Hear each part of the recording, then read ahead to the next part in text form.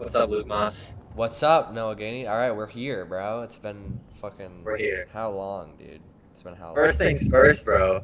Your skin is immaculate now. Thank you, dude. Last podcast, bro. You remember? You remember Yeah. the first podcast, bro? Yeah. Ow, I just poked myself in the Let eye. me pull it up on These little screen love share. bugs, bro. Wait. I don't know if this is gonna mess up the recording. I don't think it will, but I'm gonna show you this.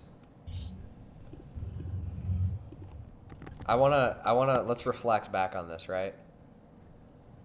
um, uh, I think I called it studio talk.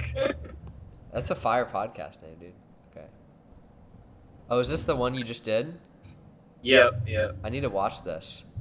I'm gonna put this in my Camera watch angle later. was terrible because I had just got back home from work and then I had to set it up in like 10 minutes.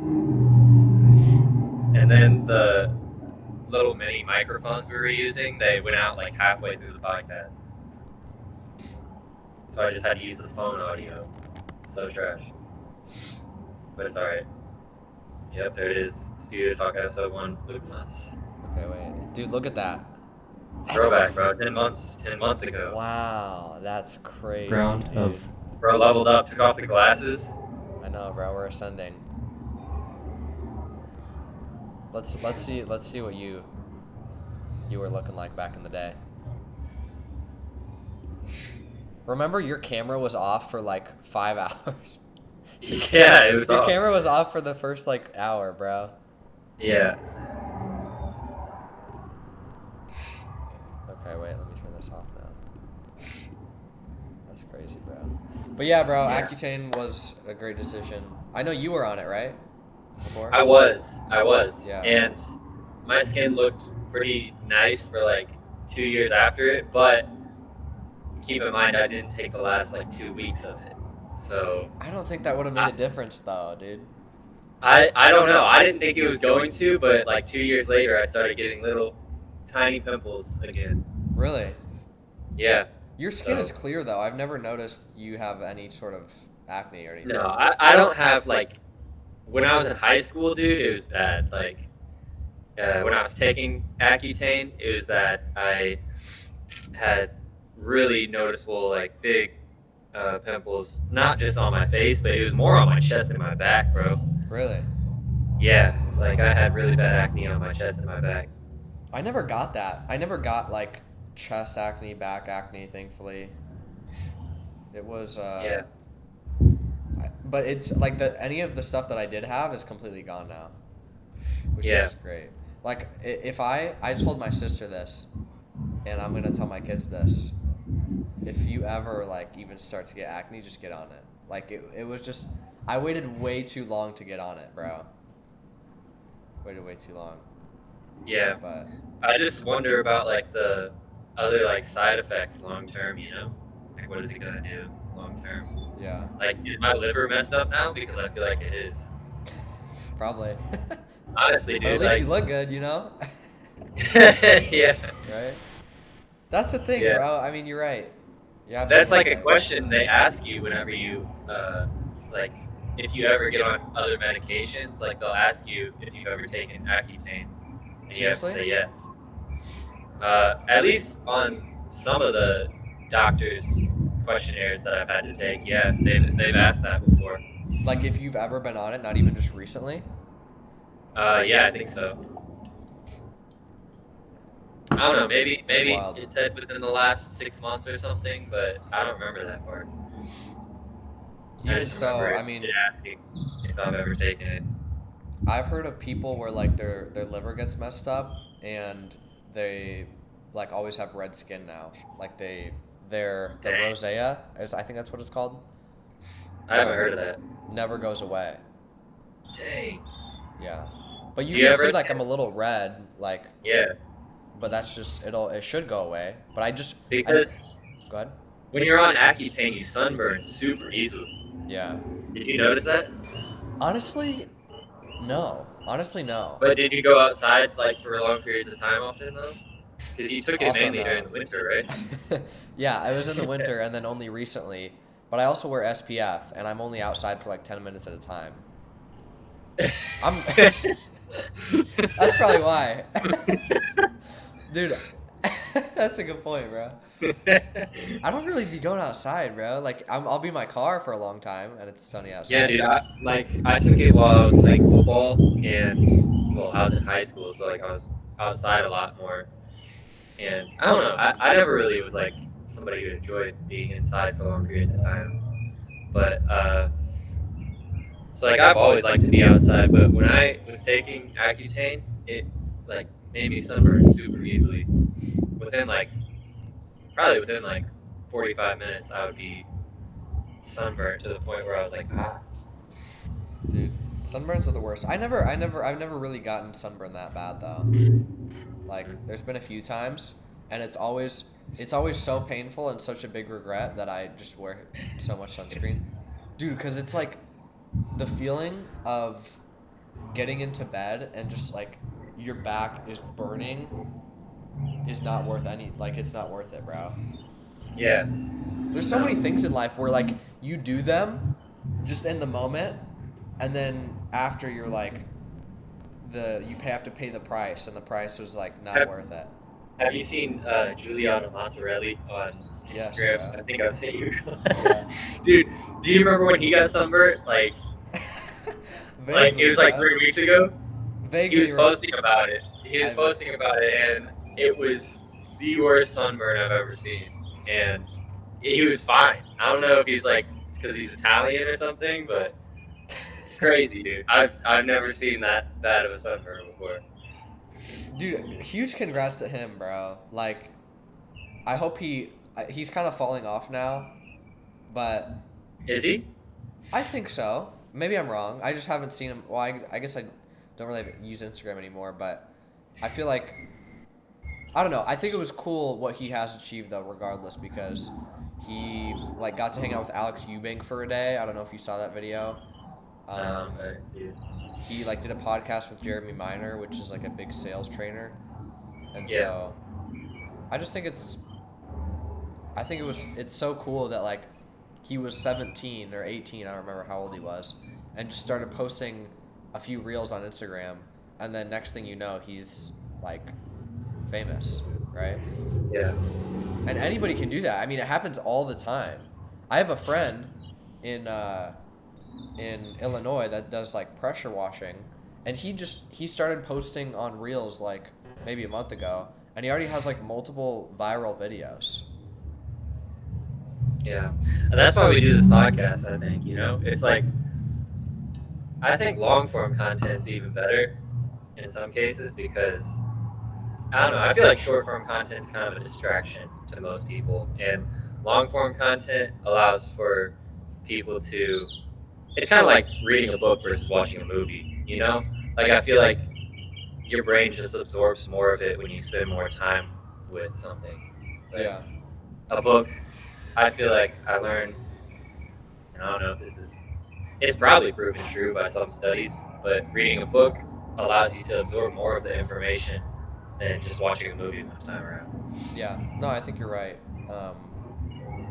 Have you also seen that like if you listen to a book and read at the same time, like your comprehension goes up by like a crazy amount? Really? Yeah. Like reading the book that is the same movie, like Lord of the Rings. If I were to like read Lord of the Rings and watch. Oh no. That'd be funny though.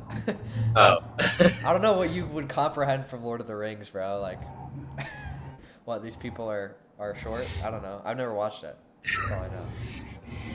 Well, I mean, there's actually some really profound, deep like messages in Lord of the Rings. Oh really?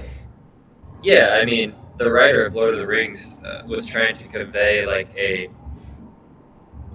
kind of Christian story that where certain things are representative of like biblical symbols. Really? Yeah, it's really interesting actually if you look into it. My mom was trying to get me to watch it like 6 months ago. Yeah, because the original writer was a Catholic, and the characters and their personalities and all the different just really minor details of the world that he created is like the most fleshed out, like real world that has ever been, created in a story. Um, and it's just super interesting because there's all this like fan fiction and like stuff around it because it's so detailed that you can almost like go into that world and uh, I guess like experience it in a way just by like reading the books and then like talking about it with other people and all the fan fiction and stuff. It's really interesting. So it's Like kind of minor characters have like super detailed personalities, if that makes sense. Is it Like you can really get to know even the minor characters. yeah? Is it kind of like well, since I've never watched it, I don't know if have you ever watched Star Wars? Yeah, it's kind of like Star Wars. There's To a where there's really like there's all these spin-off. Well, Marvel's probably a better example. Like there's the comic books, and then you have the actual show or the actual, well, movies and shows, and then these spin-off shows, and then cartoons, and they like it's this universe, and it all makes sense together. Right. Like right. those, it's kind of like that. Like honestly, the writers for like these Marvel, Star Wars, Lord of the Rings movies are geniuses. Yeah, Like, definitely. serious geniuses. I mean, to have that many movies, like how many pieces of content do you think that Marvel has released? Like probably hundreds of thousands of like either episodes, movies, or comic books.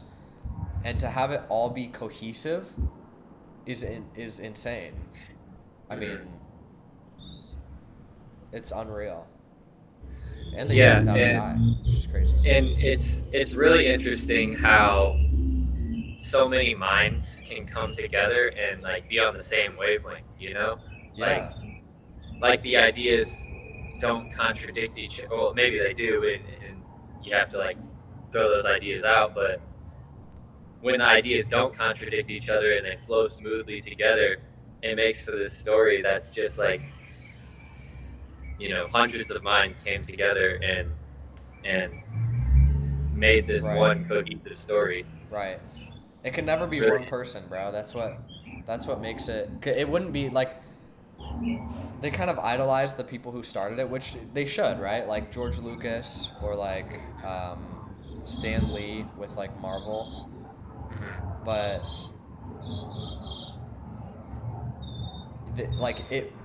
Marvel wouldn't have been Marvel if it weren't for everybody else, not just Stan Lee. Like if it was just Stan Lee and he wrote his comic books, like it wouldn't have been as big, nearly as big. Yeah, exactly.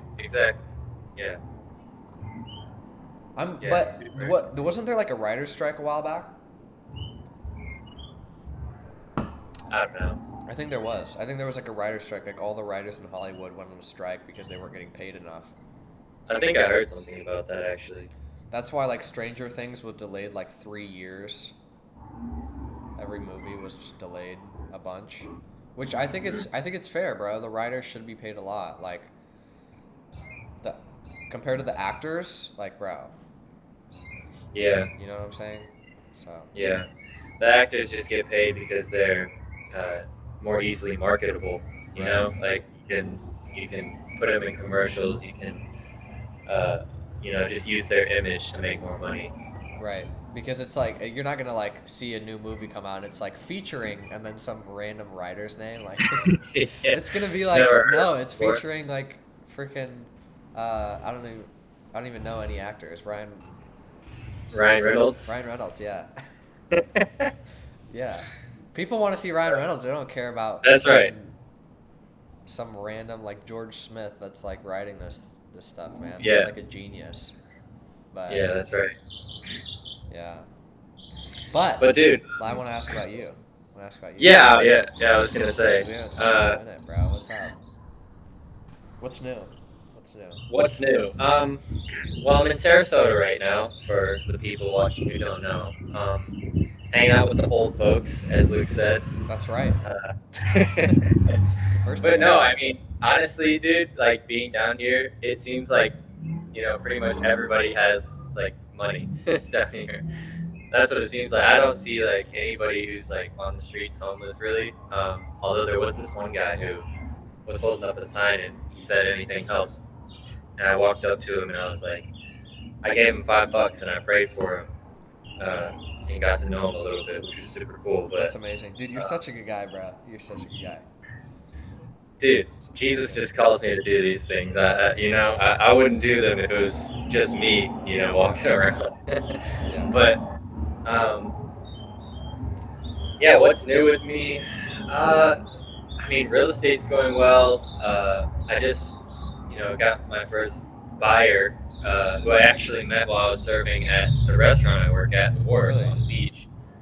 Yeah. So I'm helping them find a house. They're moving to Pensacola from Virginia, so that's cool, and I get to help them out with that. Other than that, man, I went under contract. Did you know that? I went under contract with one of my listings. Oh, really? Yeah, and it ended up falling through. Dude, that's the worst. Oh my gosh, dude. I know. We signed an as-is contract, though, right? Uh-huh. We signed an as-is contract, and the buyers were just, wanting so many repairs, and there was only so much my seller could do. So we really, we're gonna give them a lot, but they just didn't want to have any of it anymore. So What were you it gonna was give really him? unfortunate. Well, we initially gave them. We agreed to $295, which was really $15,000 less than list price, Uh-huh. and then also $10,000 closing concessions, and then also on top of that, $2,000 more for other repairs that needed to happen, and we were going to repair all the things on our own that needed to be repaired in order to buy insurance. So we were doing a lot for these people, and they still didn't want it, bro. Bro. It was so disappointing. That is But disappointing. I'm glad. I was scared you were gonna say like, yeah, we gave him like a $3,000 credit, and that's it. No, but dude. that's, yeah, it's not your fault for sure. That sucks, dude. And the thing that was upsetting me was, or I guess not upsetting me, but like made me feel like a little bit discouraged, I guess, Uh-huh. was that the other agent was acting like it was my fault with everything. He was like, just kind of, I don't know, I don't want to talk bad about anybody, but he was like getting upset with me for, not being able to convince my seller to go lower or something. Yeah.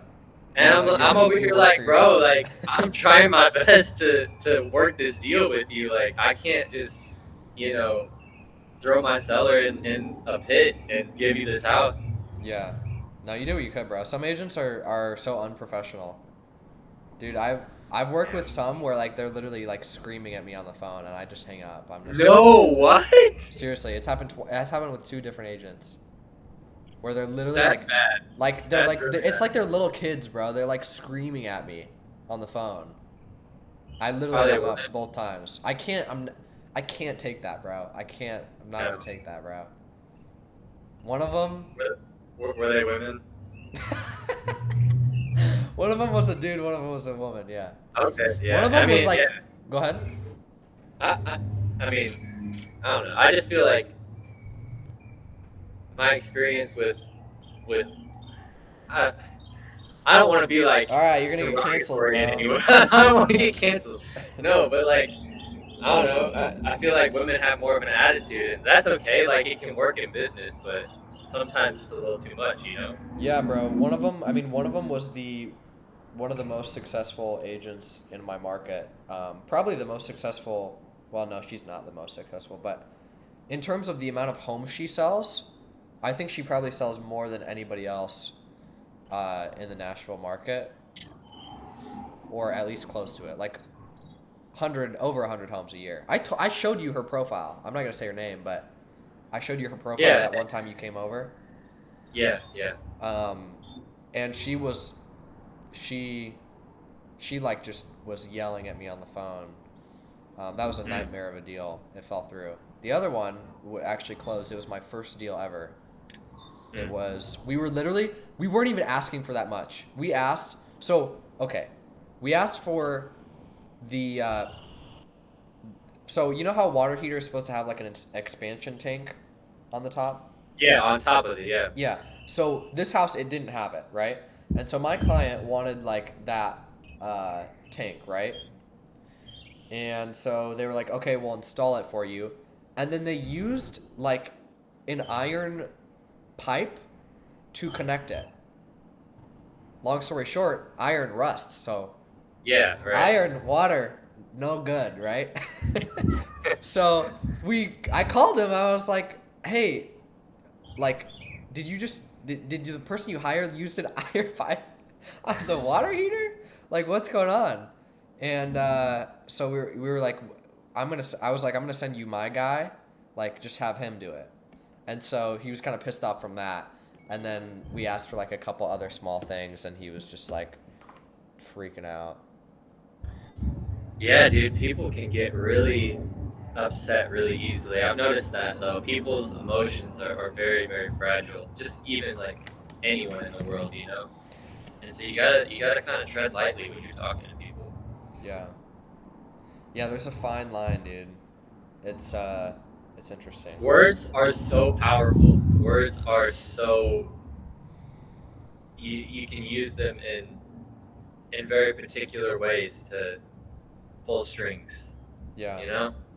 And it's really interesting how you can kind of notice that even like on calls, I'll say basically the same thing, just using slightly different words, even the same tone, and it works a little better. Your You know? tone is great, bro. Your tone is so good, bro. If I was talking to you, bro, I'd be like, I like this guy. you It's like you've in a always said pod. that even at the bench you were like, dude, you'd be a great real estate agent. You're so trustworthy. I'm like, I told how? you, I told you should get into sales because, bro, Yeah. the trust is the biggest thing, and like people trust me, but some people don't, right? Some people's like initial, and like compared to you, you are the most trustworthy I could literally wire you all of the money in my bank account, and I wouldn't even worry about it, dude. I wouldn't even worry about it. That's crazy I'm because yeah, you yeah, wouldn't have to worry about it. because dude, I'd probably give you back more money, yeah, right. honestly. But that's the thing, dude. Is like you like, yeah. I knew you'd be good in sales because people are gonna trust you no matter what. And then you have the podcast voice. You have a podcast voice, and so it's like Yeah. both of those together. Yeah, you'd be good if you cold called, bro. More. We need to get back on this podcast every week because I feel like it's gonna be something, dude. It's good. I think it's good. I like it. I think it's good. Even these virtual ones, bro. Like Yeah. people listen to them. Yeah. And How many people talk about it. Yeah. Yeah, absolutely, bro. I need to keep. We are doing them. I need to keep posting them on my social media too because the first one got a good amount of views because I just posted it on like my Snapchat, my Instagram.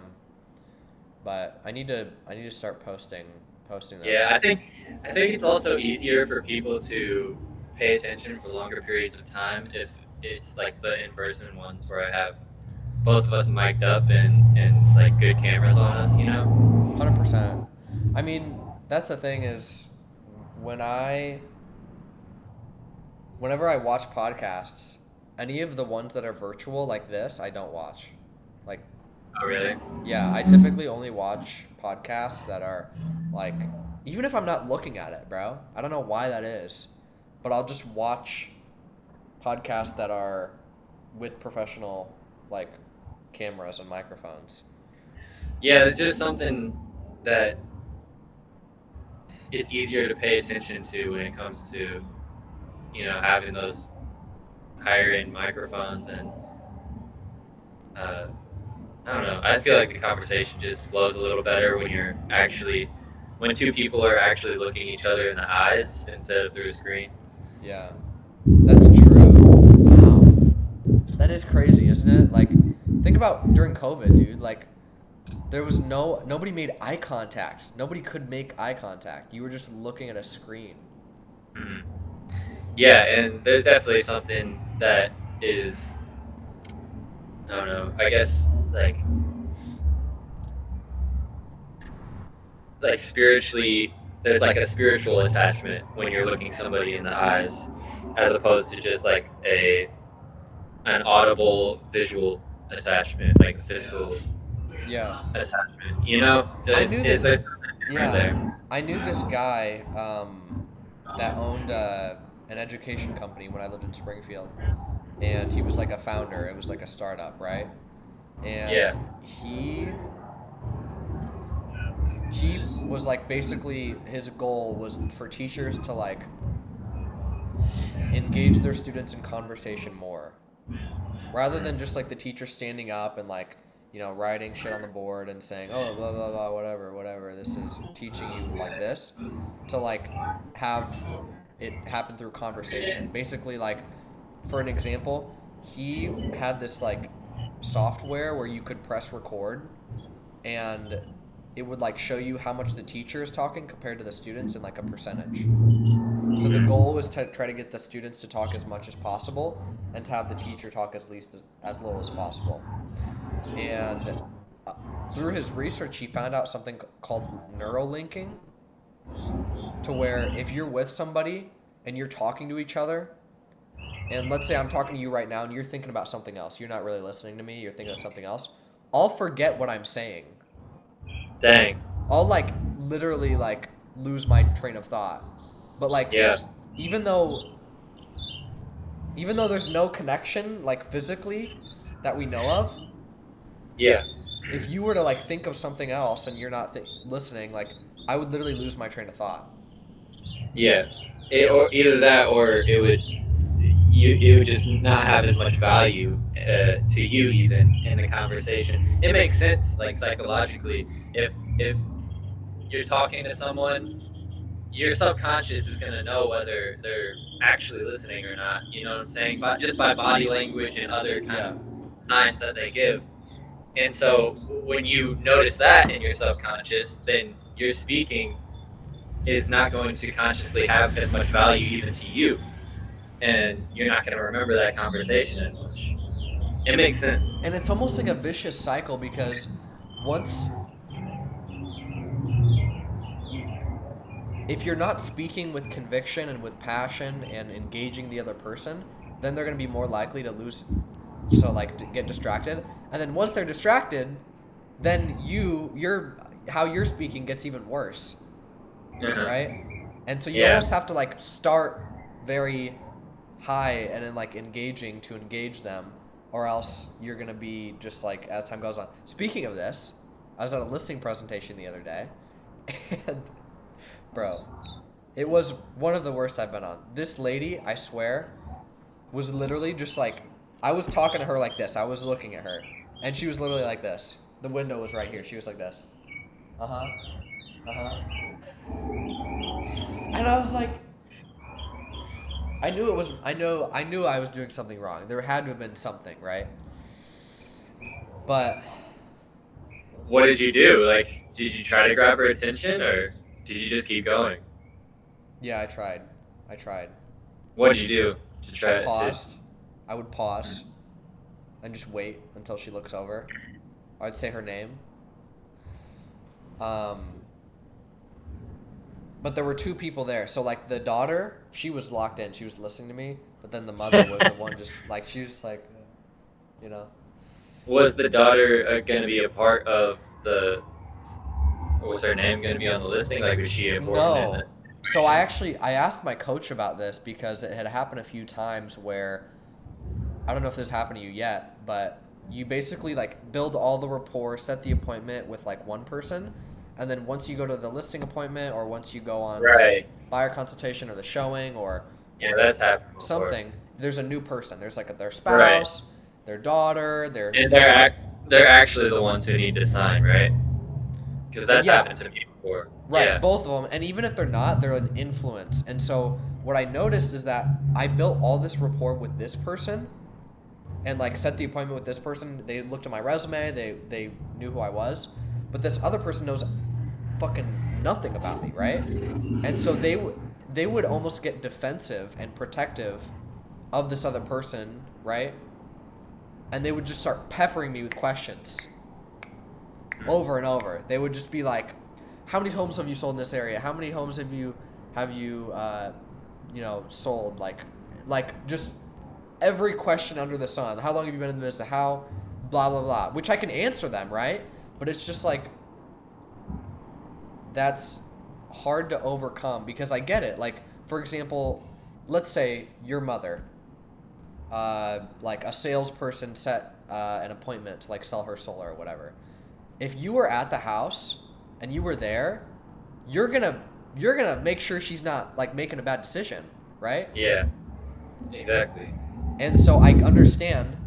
What do you think? What do you think my coach told me to do in that scenario? Be honest. No. Gosh, that's the first thing that comes to my mind. Well, I'm not. I'm already being honest. What do you mean? No, I know. Like not with the questions necessarily, but like what to strategically do when you go on an appointment and. That's a hard one, dude. Like, cause I've been in this situation too before, and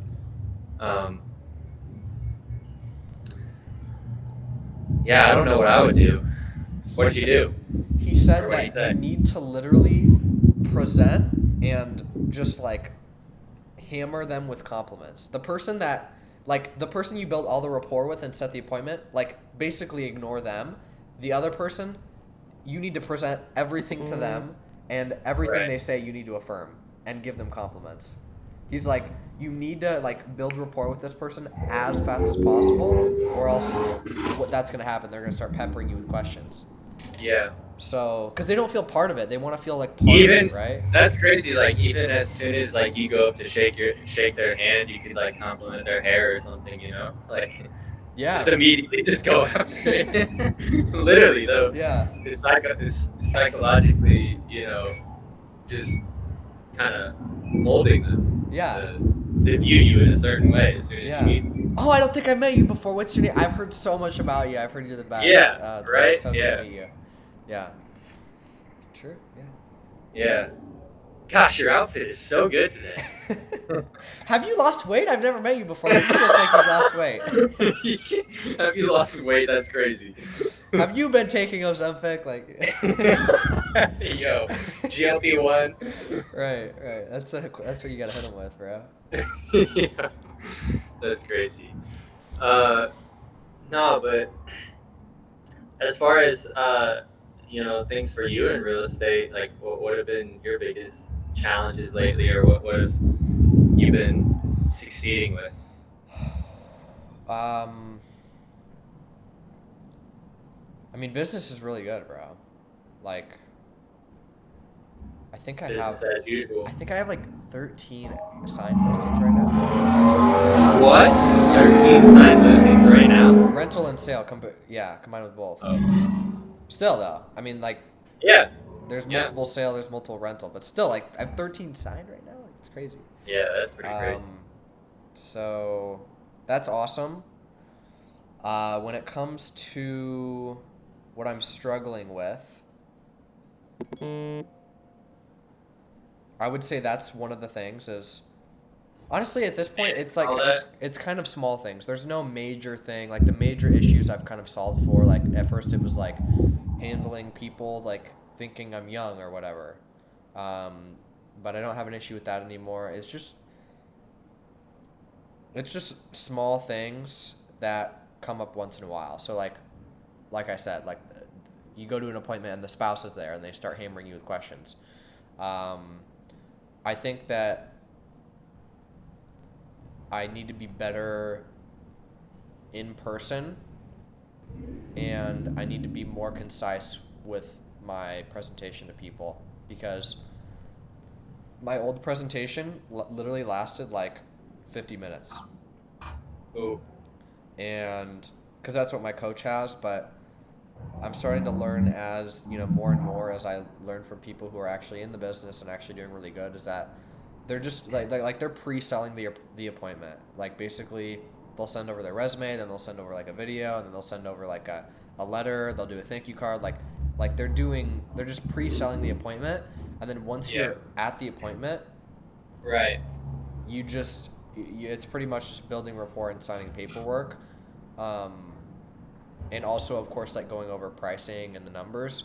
But I think that when I look back at, some of my most successful conversations, I've taken a couple listings, like doing the whole presentation, but I think it'd be better if I was more concise in the way I speak, and just be like, basically, here's the price, here's what I do differently from other agents, sign here. Like that needs to be basically it.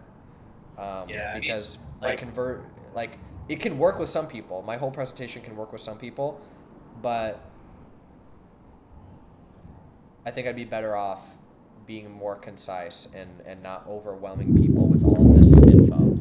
Yeah, I feel like that's something that just takes time to learn, though. Because that's a really refined skill to have. Is like reading what people are wanting. Like 50 minutes isn't like a super long time for a listing presentation. It's like it seems like 45 minutes is probably like the average time for a listing presentation, but like if you can be at the table with someone and start to kind of like read whether or not you should dive into certain things in detail, or if that would be beneficial, or if they're ready to get moving with things. I've just noticed that's something that my team lead does that he's really good with, because he can get a lot of his listing presentations down to like 30 minutes just by being more particular about what he's specific with during his listing presentation. Yeah. Based on the person too. It's really interesting how he does it. Yeah, that's smart. That's where I need to be at, And I think it just takes time, though. Like I said, I think it's something that is a really refined skill to have that just takes years to sharpen. Yeah. Absolutely. But I mean, it sounds like you're doing really good right now. Yeah, thanks, dude. I mean, it took a while to get here.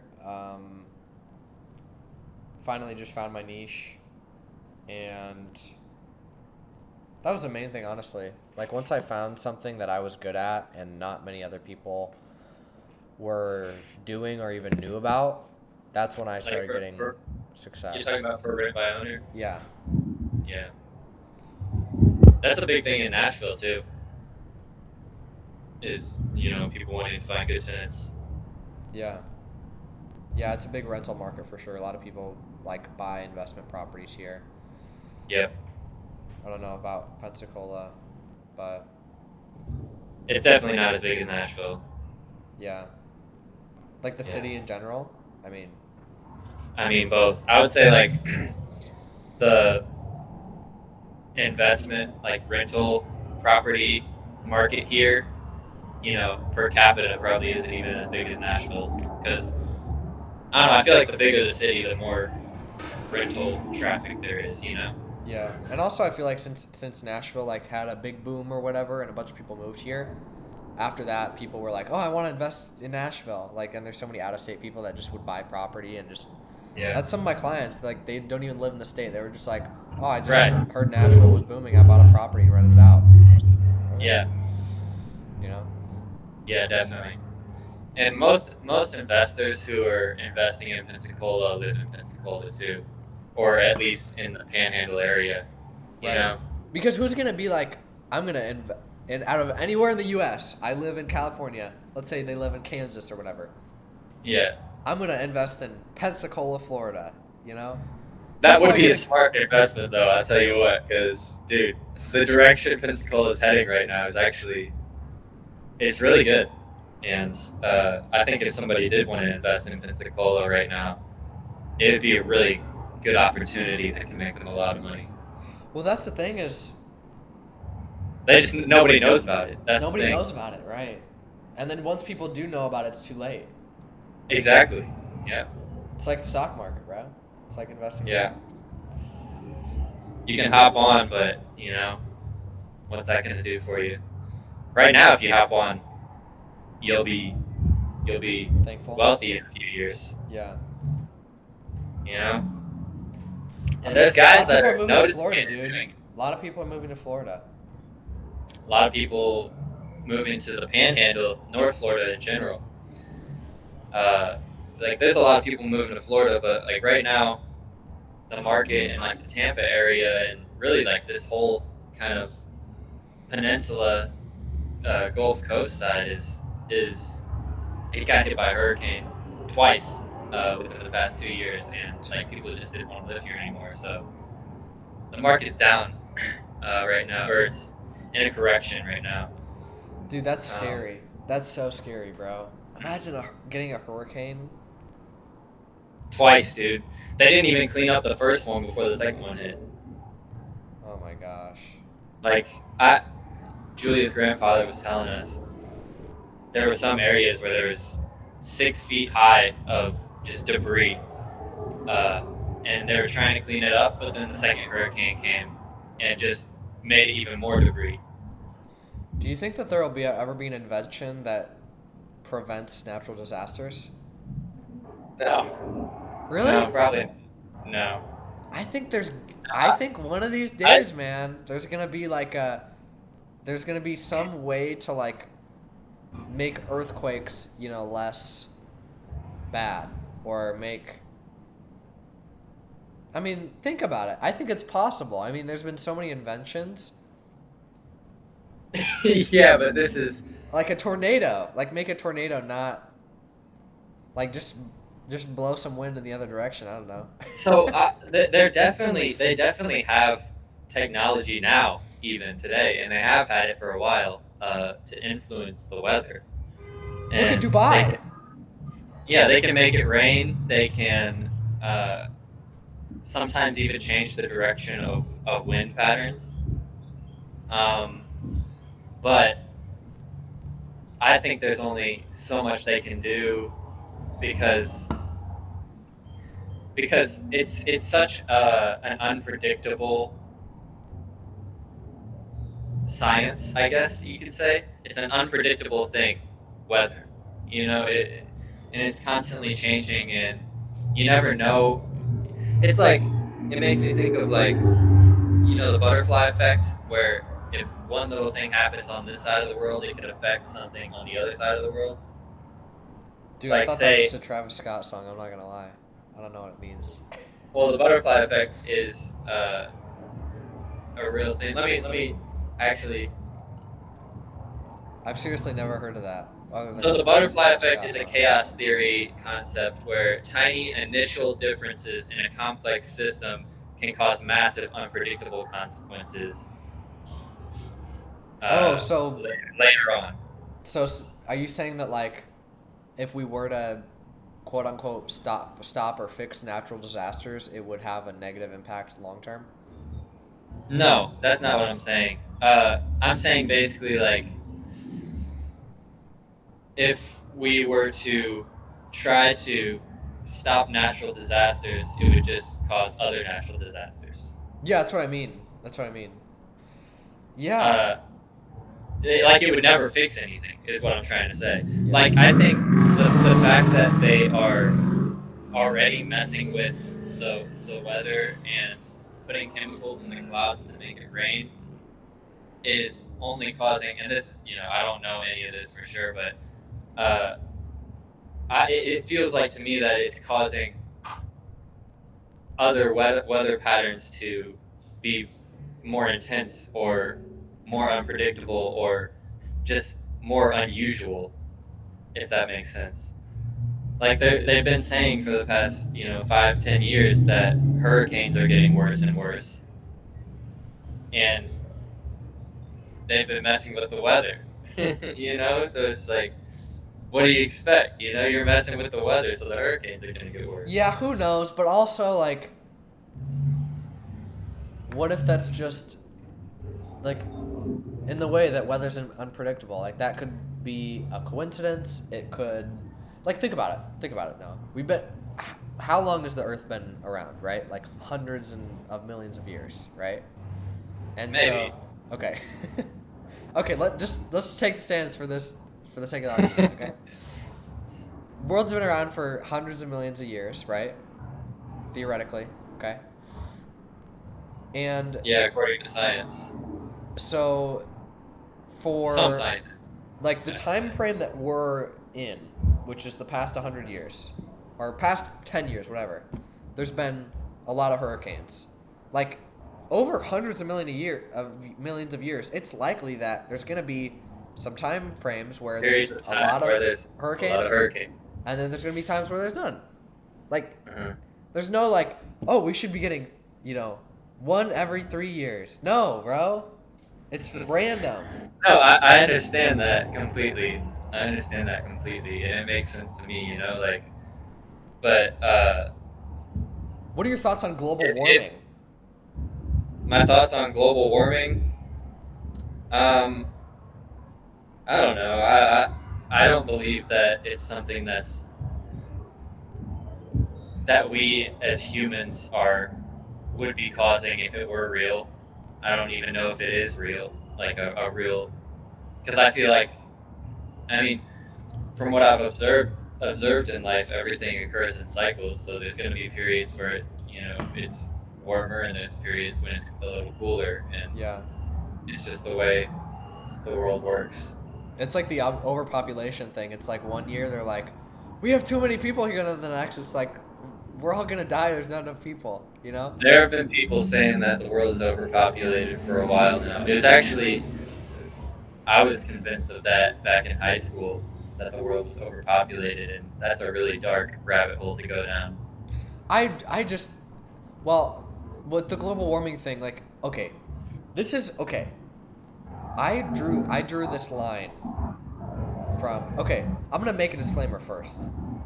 I don't know shit about global warming, okay? I don't even know. I have no idea. There's just a random thought that I'm saying, okay? But if you look at all the graphs that these people are showing of like global warming, like it'll be like past 50 years or whatever, and it's like this fucking thing like this, right? Yeah. And they're like, we're gonna be on fire in 2 years. But bro, if you like go back farther, then it's just like this. Yeah. And it's the same thing with interest rates, bro. This is why I drew the line. This is literally what with global warming when I was like, oh, this is bullshit, because everybody was posting on social media, look how high they've grown, and then you draw it back out, and it's like, in the 1980s, you see that? in the 1980s, it's like fucking up here, right? Yeah. And then you look like now, it's like fucking 50% here, and then you look now at 6%, and people are like, whoa! And it's like, no, dude, 2% was the lowest we've ever been, ever. Yeah. It's never been lower than that. Yeah. Ever. Yeah, things like that. The world just works in cycles. It goes around, and things come back around. And dude, guess what? If we explode from fire, dude, so what, dude? We're fucking floating in the middle of nowhere. Like, what are you talking about? It's not a big deal. Nobody. What? Oh, you're not gonna remember it, bro. You're gonna be dead. And if you believe in God, then, bro, it's not your fault the world's on fire, bro. You're going to heaven if you prayed and went to church and stuff. So that's just my take. Yeah. That was aggressive, man. I got passionate about that. You got passionate about that. That was nice. That was fun. Yeah. What do you think of Tesla cars? I really like them. You know what? I don't know anything about like the controversy with Elon or whatever. I just know that he's a really good entrepreneur. And I do also know that before he became famous. Like, in the past, it was like, I knew about Teslas. I didn't know who Elon Musk was. I just knew about Teslas. It was like my dream car when they first came out, because it was like, look, there's one right behind you. There. Wait, behind me? Yeah, there was one driving behind you. Oh. You can see it? Yeah. Oh, dang. But. Yeah. Shit, what was I saying? Oh, the Teslas. Yeah. Dude, that used to be my dream car. I was like, I wanted that so bad when I was younger, because it was like the first car that wasn't just like boring. Like, you can, this is gonna sound stupid, but at the time I was in like middle school, right? When they first got popular. Like, you can make fart sounds in the car. You can make the honk. You can make the honk whatever sound you want the honk to be. You can make the locking sound like you can make it anything you want, bro. And so I just thought that was so cool, and I thought it was like a very sleek look. And so I was like, you know what? I want a Tesla, right? And I don't think the Cybertrucks look dumb. I think they look futuristic. I think it's cool. And I think I like the cars. I'm not like I want a Ford Ranger F1 600, you know? That's not me. That's just not me. No, yeah. Do you still want a Tesla? Yeah, I don't know if it's my dream car. I don't have a dream car. I'm not a big car guy. Yeah. That's why you drive a Subaru. I don't drive a Subaru anymore. That broke. I don't know if I told you. It broke, dang. No, you didn't tell me. R.I.P. R.I.P. Dude, the We're transmission. no longer a lesbian.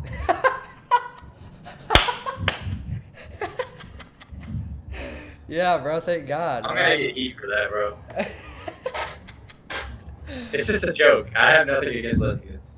It's funny, bro. I think lesbians are cool, actually. My Yeah, dude, lesbians are cool, bro. I like lesbians, but regardless, I'm like Drake. Anyways, I don't know if you know that line, but anyways, yeah, the transmission is out. So I sold it, and now I have a Honda Civic. A Honda Civic, wow, good gas mileage. Great gas. Oh, it's a great car, dude.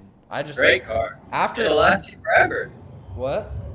I said it'll last you forever. Well, that's what I was thinking, bro, because I've had my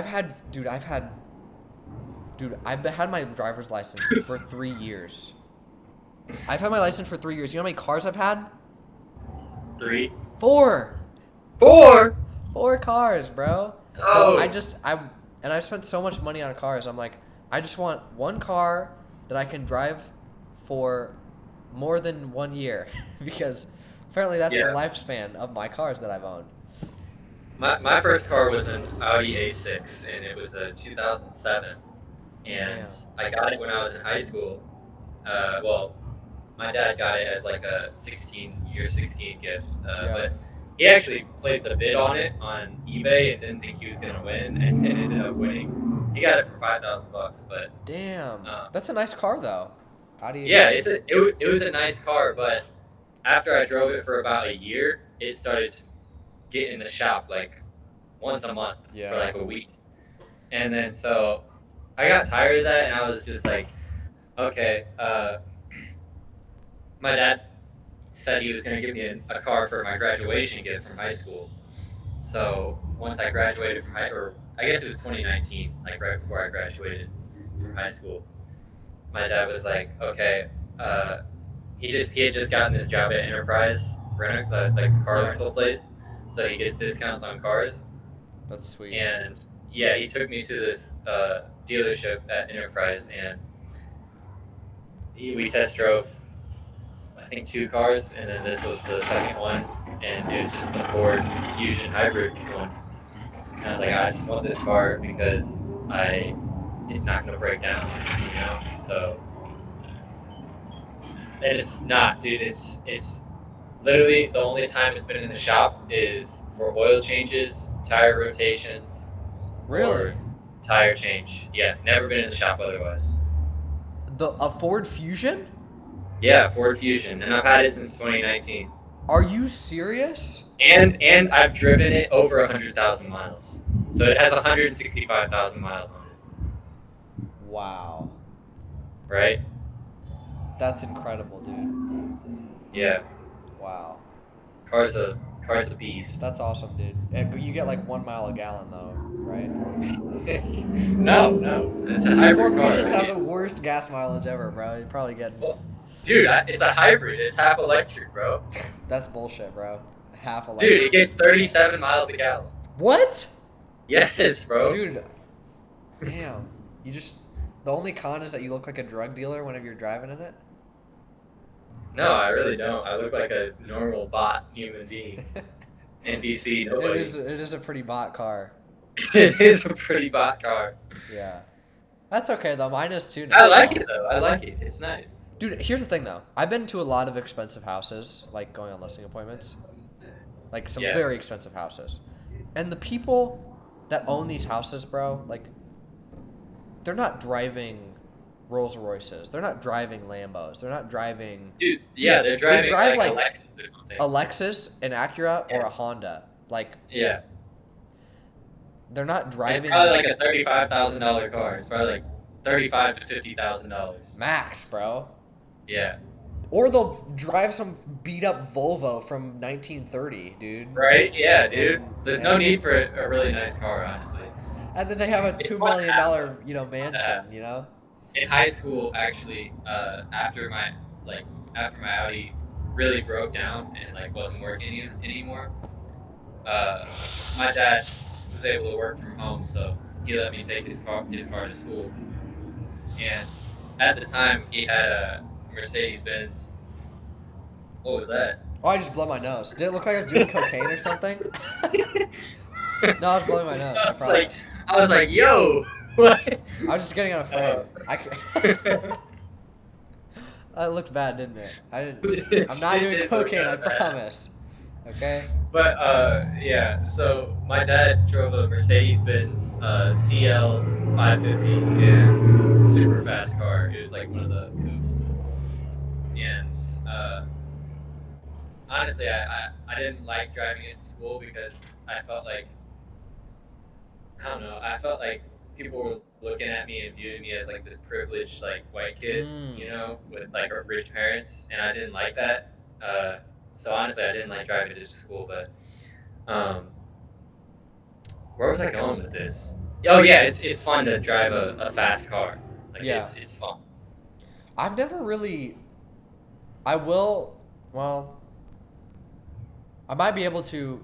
So next weekend, this coming weekend, I'm going to DC with some friends. And DC, dang, you gonna hang with the politicians, huh? Yeah, bro. I'm hanging with the politicians. For real? Bro, you should actually find a politician and like invite him to dinner with you and your friends. That'd be sick, bro. Find some like niche politician. Or I could hit up like Donald Trump or just pull up to the White House with like a steak. Yeah. But yeah, I'm going to DC and yeah, I guess one of my friends who's driving there has a fast car, but like honestly, I've never driven a fast car before. Like I've driven Mercedes, I've driven Audis, but they weren't like fast. Right? Yeah, the only fast car that I have driven, well, I guess I've driven a couple. I drove a Mercedes, I think it was a C63, AMG. Oh, okay, those are fast. Like that. It was really fast. It was probably the fastest car I've ever driven. It was like a race car. I drove that when I was 15 years old, actually, and I wasn't supposed to be driving it, but we were in Philadelphia, and just looking at some of the history. It was just a trip that I took with my dad because he was on a work trip, but I think he brought me just because I wanted to go. What do you mean you weren't supposed to drive it? Was it like a rental? I was 15. Yeah, it was a rental. Oh. and I was 15 years old. I wasn't even 16. What? That's not. Oh, because you can only have like the insured driver that drive it, right? Yeah. You can't drive a rental car and and have a 15-year-old take the wheel. No. That's a- Like, especially a car like that, dude. yeah, that's Like, true. there's no way. Probably not a But good idea to have like a 15-year-old driving an AMG. literally. But let's see. I drove my dad's CL 550, and that was really fast and a lot of fun. And then he had a Challenger at one point, a Dodge Challenger. That was fast. It had I think a 4.7 liter engine or something like that. Big engine. Why does your dad still drive a Mercedes? No, my dad, he actually just got a Tesla, What kind? Model Y, but he also has a Jeep Grand Cherokee as well. What do you think the next car you're gonna buy is? The next car I'm gonna buy, well, I haven't given it much thought, but I'll probably buy Julia a car within the next couple of years after we pay off her car, and we'll probably just get her a Mazda SUV, one of the sporty looking ones. Yeah. Yeah, they're nice cars, and they don't have to get serviced very often. So. That was my first car, a Mazda. Oh yeah. It was great. What happened? Dude, I don't want to talk about it, bro. You don't want to. You crashed it? I crashed it. But. Did you total it? Technically, yes. Technically, yes. It wasn't that bad?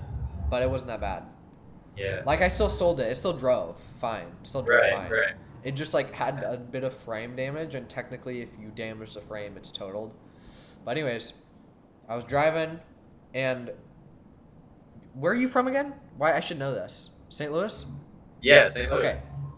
So, you know how it gets up there with the snow. There'll be days where, like, it's dead ass. Like, this is the road. Like, this is the road down here, right? And then you have that much snow and ice on top. Yeah. And so I was going to my entrepreneurship program I was in at the time. I was driving. I knew it was a bad idea to be driving. Like, even though, in fact, the class ended up getting canceled. I checked my phone after the crash, and I got a text. It was like, class is canceled this morning because of the weather. Anyways, I was driving, and it was so bad that I was like going probably 20 miles an hour, and there was a dude in front of me in a Honda Accord, and there's a good following distance. Like, I knew I've driven in snowy weather my whole life. Like, I knew it was bad, right? And he went to turn, and he like turned his turn signal on, but he came to a complete stop because like there was oncoming traffic the other way, so he couldn't turn right away, and there was no turn lane. And so I was just in the left lane, and I saw him, and I slammed on my brakes, and I just slid, bro. Nice, bro. I just slid right into him.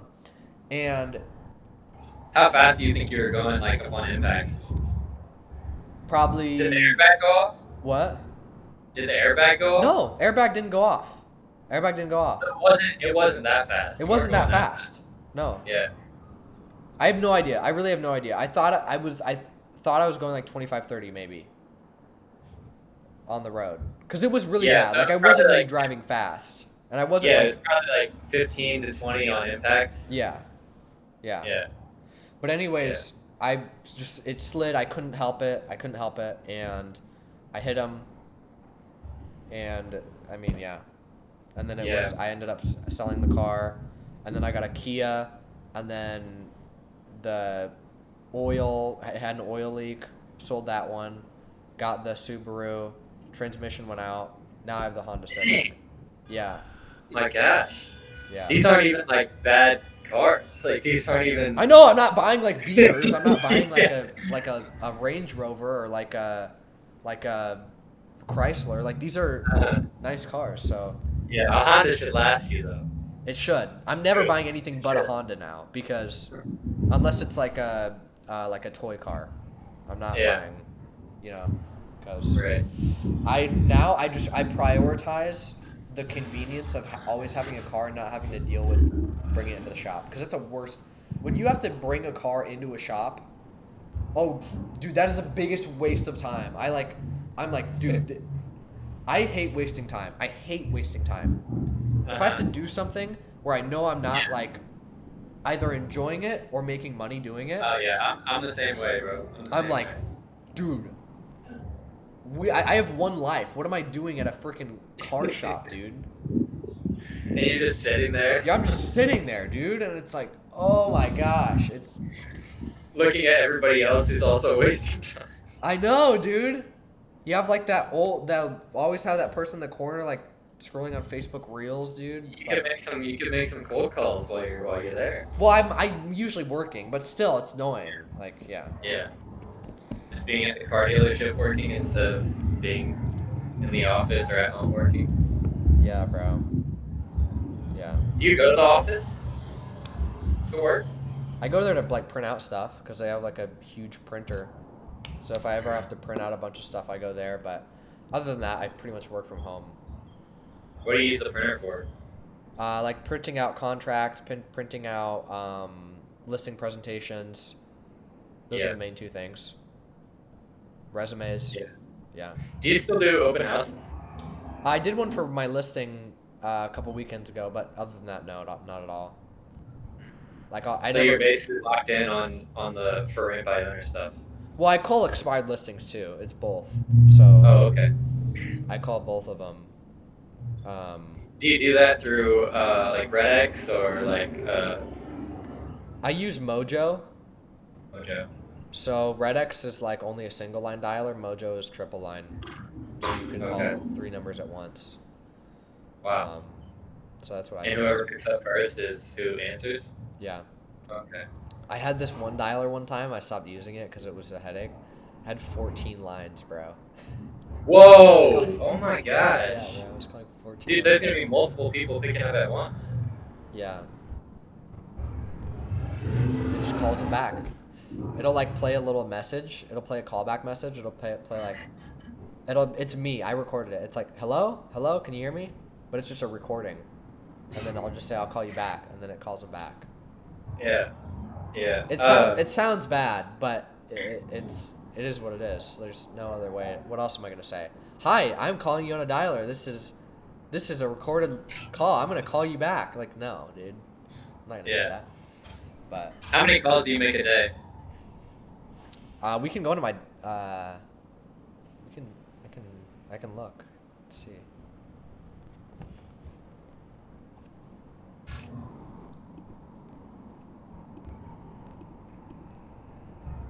How many conversations are you having a day? 20 to 30. 20 to 30?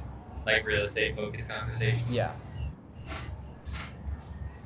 So this, let me look at the month of March.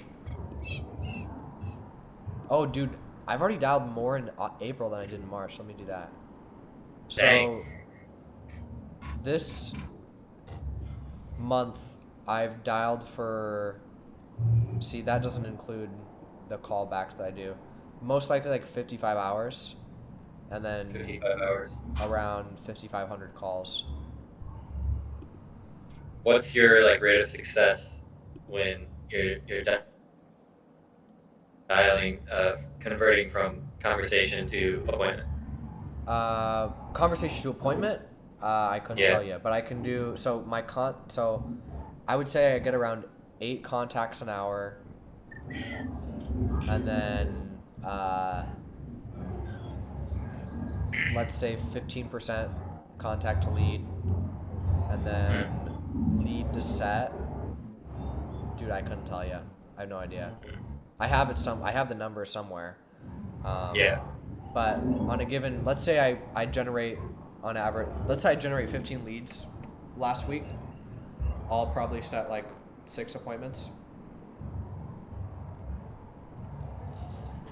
Maybe That's 5. pretty good.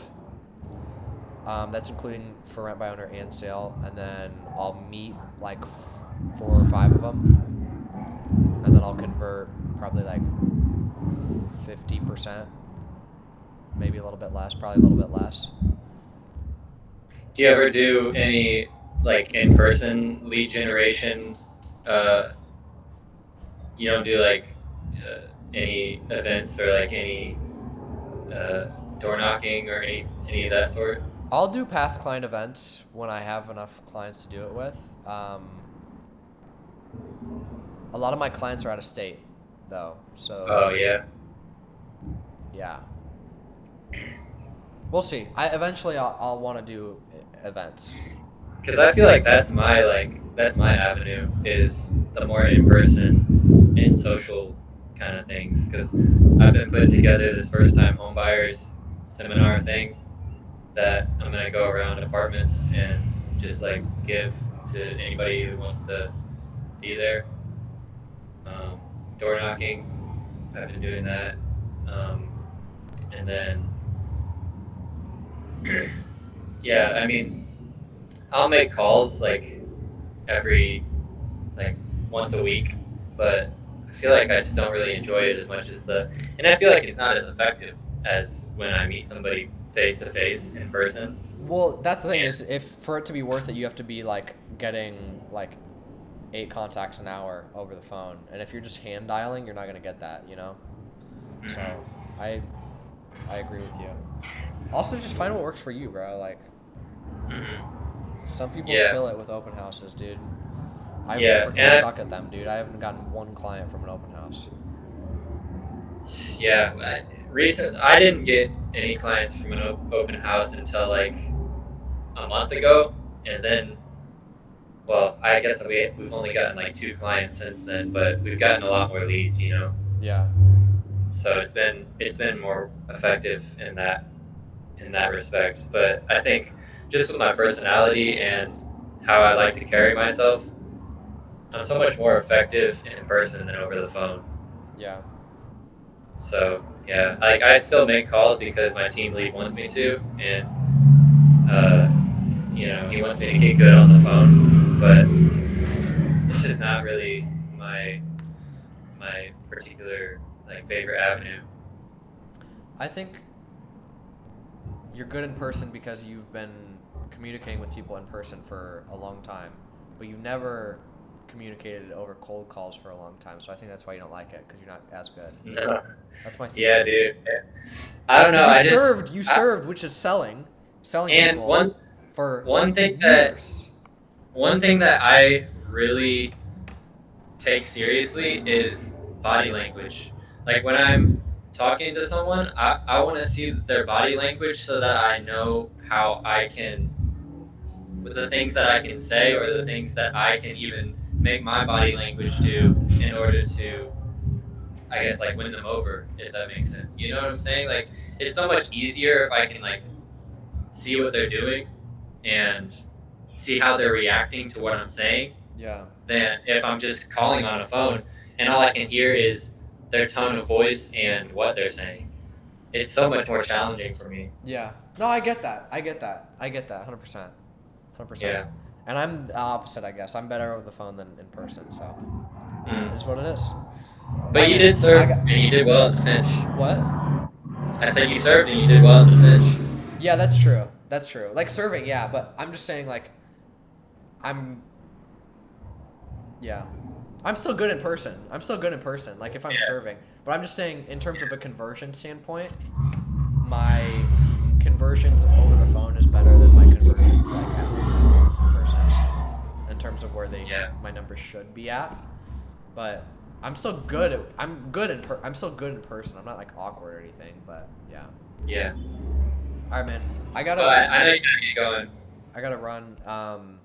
But dude, this was a great podcast.